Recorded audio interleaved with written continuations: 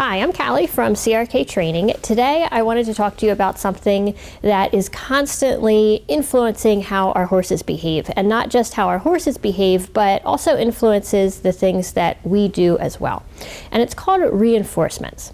So I think about topics like reinforcements all the time as a trainer, but lately I've been thinking about it even more because we started doing a behavior class here at my farm, and we're reading a book called Don't Shoot the Dog by Karen Pryor. So this is an excellent book if you want kind of a primer in behavior and training for not just horses, but really all species. This was a book that I read years ago and really kind of got me started into a more science-based way of training. But I'm reading the book again as part of this class. And I wanted to share a piece of it that I think is probably one of the most fundamental to understanding behavior and what really drives behavior, whether it's the things that our horse does, the things that our dog does at home, or even how we act as well.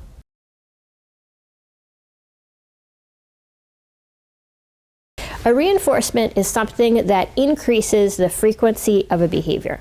All that means is that a reinforcement happens after a behavior occurs, and it makes it more likely that the individual is going to do that thing again. Now, when we talk about reinforcements, there's primary reinforcements and there's secondary reinforcements. So I have two examples to kind of help you understand this.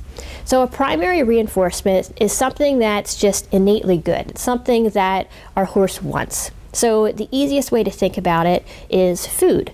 So a primary reinforcement would be giving the horse a treat for doing something right. But oftentimes we have other things that kind of come to be associated with the primary reinforcement, and those are then called secondary reinforcements. So the way that we use this in training is with the clicker.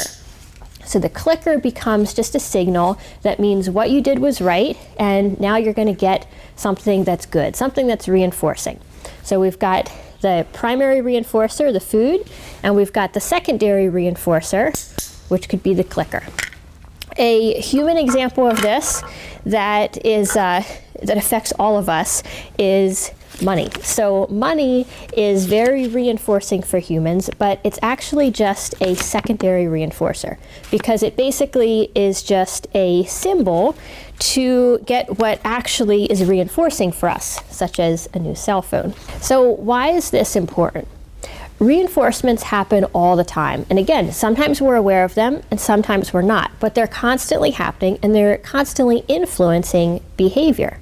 So with our horse, we might be aware of what we're doing. We might give him a treat when he did something good, or we might release the pressure of the bit when he turns, when he slows down, or we might take our legs off and release the pressure there when he goes forward. So these are all examples of reinforcements.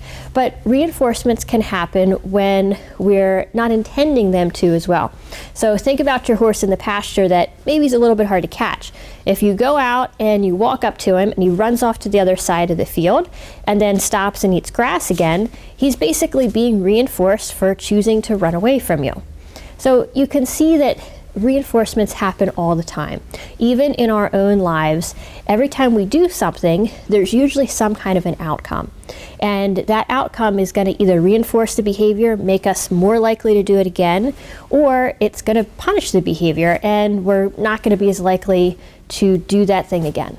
So if we can start to become more conscious of what is actually reinforcing in our lives.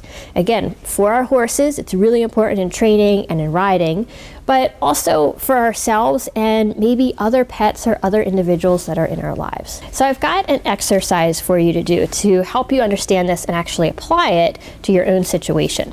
So one of the important things to remember is that reinforcements are relative. So one of the examples from this book that I mentioned earlier is that rain could be very reinforcing for a duck, but very punishing for a cat. And the same thing goes for horses. For some horses, physical touch, scratching them, petting them, might be very reinforcing.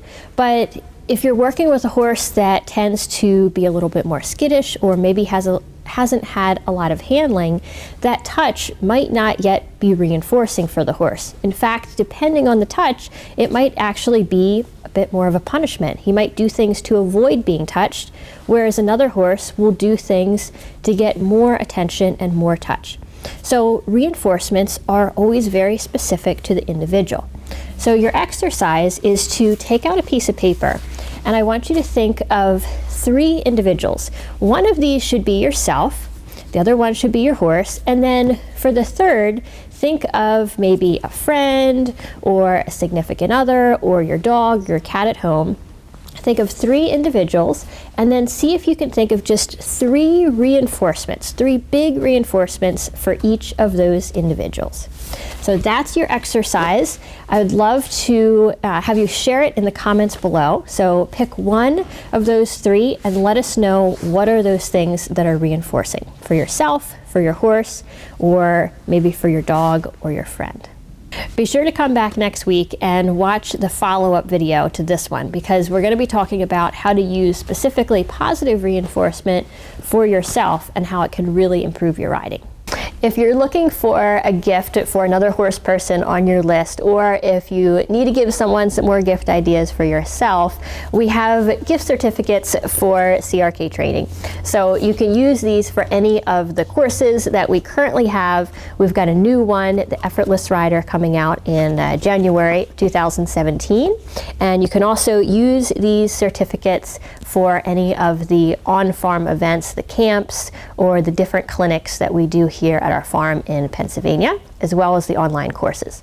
So I'll put a link below. If you would like to get a gift certificate, you can get these in any amount, and we can send them to you digitally, or we can also send you a physical copy that you can put under the tree.